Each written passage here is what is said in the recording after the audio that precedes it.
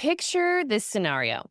You just hit seven figures, $1.2 million to be exact. You should be celebrating, popping champagne, maybe taking that vacation you've been promising yourself for 2 years. But instead, you're lying awake at 3 a.m. in a cold sweat because $840,000 of that revenue came from just one client, one contract, one decision maker who could change everything with a single email. If you're nodding along and thinking that's exactly my situation, or if you've got 60% or more of your revenue tied to one or two clients, this episode is your step-by-step escape plan. Because here's what I've learned working with hundreds of female founders. The bigger that one client gets, the smaller your world becomes. You're listening to She's That Founder, the podcast that helps ambitious women stop drowning in decisions and start owning their CEO seat with a little AI magic.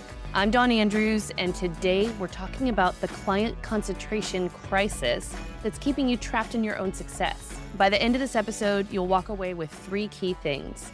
First, why having 70% of your revenue from one client is actually more dangerous than having no clients at all. And I'll share the real story that proves it. Second, you'll get my AI-powered three-phase diversification plan that could have saved a brilliant founder's business, if these tools had existed then. And third, how to use AI to identify and attract your next ideal client without starting from scratch or breaking any NDAs with your current big client. This isn't just theory, it's the strategic framework I wish I could have given a talented founder who lost everything because she couldn't replicate herself to build the systems that would have protected her business. Let me tell you about a founder I wish I could go back and coach now that AI is in existence. I've completely anonymized her story to protect her privacy, but the lessons are too important not to share. This brilliant creative had built what looked like the entrepreneurial dream. A seven-figure business specializing in content creation and high-end fashion photography for major retail brands.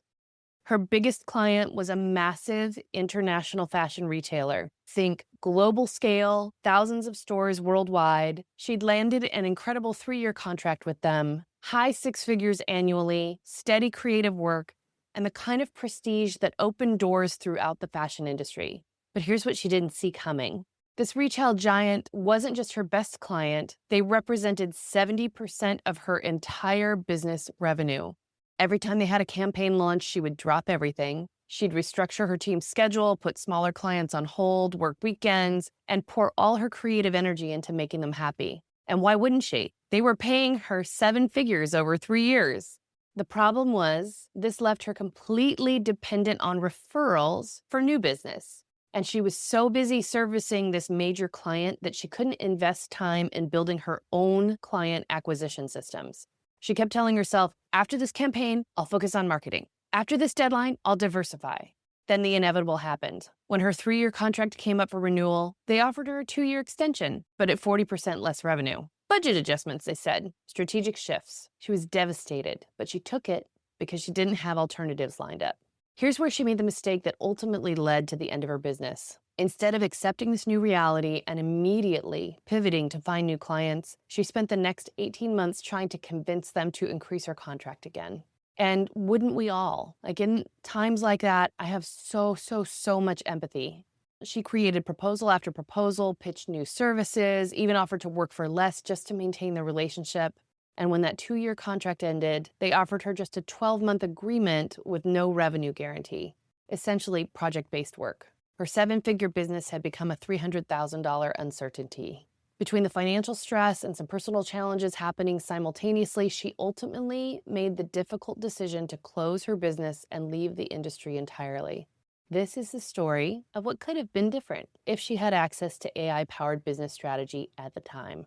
Her story illustrates what I call the golden handcuffs paradox, and the statistics around this are more alarming than most female founders realize. Of the roughly 14.5 million women-owned businesses in 2024, at least 13 million of them operate as solopreneurs or small teams, mostly in service sectors. And about 62% of women entrepreneurs depend on their business as their primary income source. But here's what makes me a little nauseous. Industry surveys show that between 20 and 35% of solopreneur service firms have one client providing more than half their revenue, especially early in the business life cycle. So if you're in the early stages of growing your business, you probably popped out of corporate and retained your corporate client to start your business, which is fantastic. But it's tough if that's where the majority of your revenue is coming from. And like I said, my client wasn't an outlier. She was part of a massive, under-discussed crisis. And the better your biggest client treats you, the more trapped you become. When one client represents most of your revenue, you literally can't afford to have boundaries. She found herself saying yes to impossible timelines, endless revisions, and massive scope creep because saying no felt like business suicide. But here's what's really insidious about this situation. It kills your growth potential in ways that you don't even realize. She was so focused on keeping her major client happy that she never built the marketing systems, the team capacity, or the operational structure that could have protected her. She became a high-paid vendor instead of a strategic CEO. So this is where AI becomes your reality check and your strategic partner. God, I so wish I could turn back the clock and have this conversation now.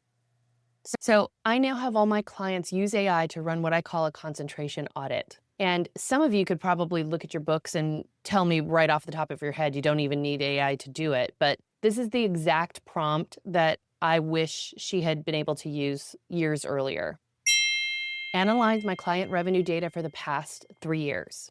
Calculate revenue concentration risk and show me 3 scenarios. If I lost my top client, if I lost my top 2 clients, and if my biggest client reduced their contract by 50%. Include recommended diversification targets and a timeline to achieve them. So when I ran this analysis using her situation as a case study after the fact, the results were sobering. Losing her major retail client was like losing 23 smaller $30,000 clients all at once, something that would have been mathematically impossible to replace quickly. And the AI analysis also showed that even a 25% reduction from that client would have required her to land 6 new clients immediately just to maintain cash flow. You get how big of a deal this is, right? So here's the good news. You don't have to blow up your business or fire your best clients to fix this. Please don't do that. The key is strategic diversification that protects existing revenue while building new revenue streams. It's the oxygen mask strategy. You need to secure your own foundation first and then help others. So imagine us working together over a 6-month time frame, perhaps. Phase 1 is about revenue insurance. This isn't about replacing your big clients immediately. It's about reducing the percentage they represent. So we would use AI to analyze your pipeline, identify which smaller opportunities you've been ignoring because you were focused on your big whale client. And here's a prompt that might change everything for you. Based on my current client roster and past project history, identify 5 to 10 smaller project opportunities I might be overlooking. Show me the revenue potential if I secured 3 to 5 of these monthly. She realized she'd been turning down $25,000 to $50,000 projects because she was chasing $500,000 ones. And I mean, amen to that. Who doesn't want those bigger projects? But we do need a little diversification when you're, a small business. So $50,000 projects would have given her $250K in revenue with a distributed risk and a distributed service timeline. So more importantly, these smaller clients would often lead to bigger opportunities and referrals. So the diversification is not just about the cash, it's about the growing of your strategic network. So phase 2, what we do in months 3 and 4, is finding your mirror clients, companies that look like your best client but aren't your best client. And this is where AI can really shine because it can analyze patterns that you just can't spot manually. And you probably don't have the time to do yourself, don't have the expertise to do yourself, or don't have the cash to hire somebody to do. So a prompt that she could have used here would be, analyze my major client's business model, target market, campaign frequency, and budget range. And she would have that information from working with them. And then identified 15 to 20 similar fashion brands that would need similar creative services. Include their typical marketing budgets and recent campaign activity. Within 48 hours, she could have had a list of 18 brands, including companies like Reformation, Everlane, or emerging sustainable fashion companies. And the AI would have analyzed their social media activity, their recent campaigns, even job postings for creative roles, giving her the perfect intel for targeted outreach. Can you see just how much work would have been required to turn the Titanic that was her business pre-AI, and how little work now is required to gather all the intel that you need to start hitting the ground running? So the last phase of the project, months 5 and 6, is where we make some scalable shifts in your operations. Phase 3 is where you stop being the bottleneck in your own business. And this was the critical piece that she was missing. Her major client wasn't just taking up 70% of her revenue, they were consuming 90% of her time because she was personally handling everything. She couldn't replicate herself to continue marketing while serving her big client. And if AI had been available then, we could have tackled 3 critical areas. First, reducing administrative overhead. Here's a cool prompt. List the administrative tasks that typically consume 2+ hours weekly for a creative agency owner. For each task, suggest AI tools or delegation strategies to reduce time investment by 75%. So AI could have helped her identify that client communications, project updates, and scheduling were eating 12+ hours of her week. And with AI-created templates and automation, her team could have managed those independently.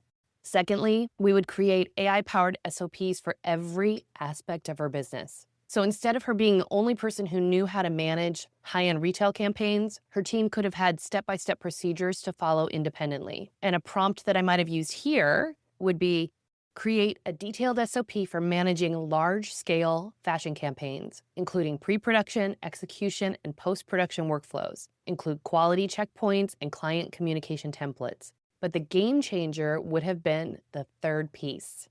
Create a recurring marketing strategy that ran without her. The prompt here would be, analyze successful client acquisition patterns for creative agencies. Create a systematic 90-day marketing plan that a team can execute while the founder focuses on client delivery. And that's just the beginning of the conversation. So AI could have identified that her best clients came from industry relationships, portfolio showcases, and strategic networking, a system of weekly content creation, monthly case study releases, and quarterly event participation. And she could have created a system of weekly content creation, monthly case study releases, and quarterly industry event participation, all with AI-generated templates her team could execute while she focused on what she did best, and had done it in her voice and her style. So I'm imagining sitting, doing like a fireside chat with this founder and suggesting, what if you got back in the game?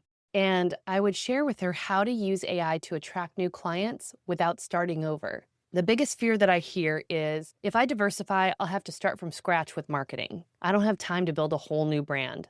Not true. AI helps you leverage everything you've already built. Here's my favorite strategy.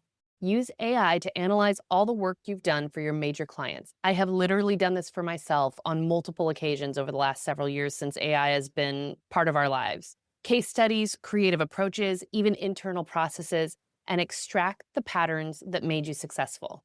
The prompt she could have used is, analyze my portfolio of work for my major retail client over 3 years. Identify the key success factors, creative approaches, and client outcomes that could be replicated for similar brands. Create messaging templates that showcase my methodology without revealing confidential information. Right? Yes, that's what I'm talking about.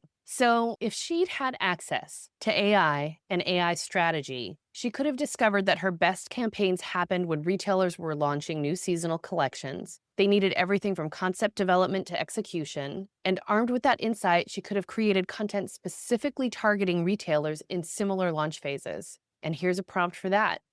Create 10 LinkedIn posts targeting fashion retail executives preparing for seasonal launches. Focus on the strategic and creative challenges that they face, and position me as the expert who solves these specific problems. With the right AI-powered approach, she could have been booking $200,000 plus in new business, potentially within months, all from companies that looked exactly like her major client, but she would have diversified her risk completely. So if you're realizing you could be in a similar situation, or you're tracking that way and want to see exactly how AI could help you as a leader, grab my report, 10 Ways AI Will Make You a Better Leader. It includes other prompts that could have saved this founder's business, some of the tools for client analysis, pipeline building, and strategic planning that I wish had existed back then. So let's recap what we covered today, because this framework could literally save your business. Client concentration above 50% isn't a sign of success. It's a warning sign, as she learned the hard way when her $1.2 million business dropped to $300,000 overnight. The 3-phase AI diversification plan gives you a roadmap to reduce risk without destroying revenue.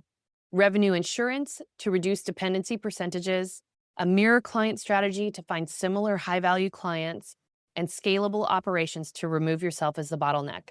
The key to real diversification isn't just finding new clients, it's building systems so you can serve them without becoming trapped again. So your action steps this week: first, run your own concentration audit. And here's your AI prompt. Analyze my client revenue data for the past 2 or 3 years. Calculate what percentage each client represents of my total revenue. Show me the risk scenarios if I lost my top client or if they reduced their contract by 50%. Include recommended diversification targets. Second, start identifying smaller opportunities you've been overlooking and use this prompt. Based on my current client roster and expertise, what types of smaller projects or clients should I consider to reduce concentration risk? Show me the revenue potential and time investment for each. And third, begin your operations audit with this prompt. List the administrative and operational tasks that consume 2+ hours each week for someone in my industry. For each task, suggest AI tools or delegation strategies to reduce my personal time investment by 75%. We have just worked over your business with 3 powerful AI prompts that can give you the diversification that makes sure that your business supports you consistently for a very long time. And remember that AI can give you insights, but strategy is always what turns insights into results. So the goal isn't to fire your best clients, it's to build a business where no single client holds your future hostage. And you're not the only person who can deliver excellent results. So download 10 Ways AI Will Make You a Better Leader at hellodon.live/AI 10 Ways to get more AI tools that will help you build a more resilient strategic business. Because the difference between her crisis and what could have been her comeback wasn't luck. It was having the right strategy and tools to implement it systematically.